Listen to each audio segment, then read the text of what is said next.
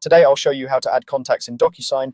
By the end of this walkthrough, you'll know exactly where to click, what to fill out, and how to save your contacts so you can use them quickly in future documents.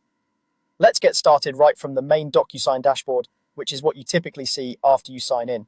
The first thing you want to do is go to your profile area. This is usually found at the top right corner of the screen and may appear as your name, your initials, or a small profile icon.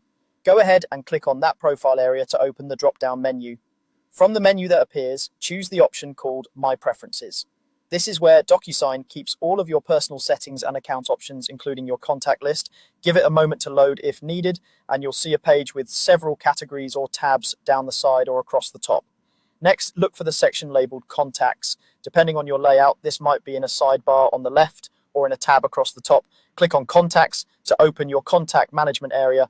This is where all your saved email addresses and names will appear, and it's what makes sending out envelopes faster in the future because you won't need to type the same information over and over again.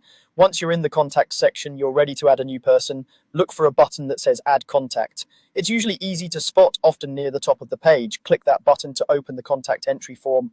Now you'll see fields where you can enter the contact's information. At a minimum, you'll typically want to enter their full name and email address since Docusign uses the email to send documents for signing. Type the person's first and last name carefully, then enter their email address, making sure there are no typos.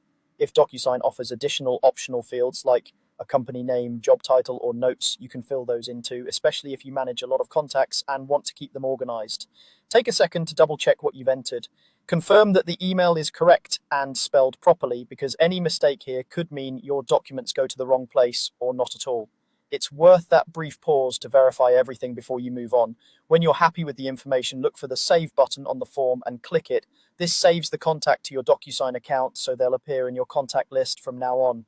After saving, you should see the new contact listed among your other contacts. If you ever need to update their details later, you can come back to this same contacts section, select the contact, and edit or remove them as needed. And that's all there is to it. You've learned how to go to your profile, open My Preferences, access your contacts, add a new contact with their details, and save it so it's ready to use whenever you send out a document in Docusign.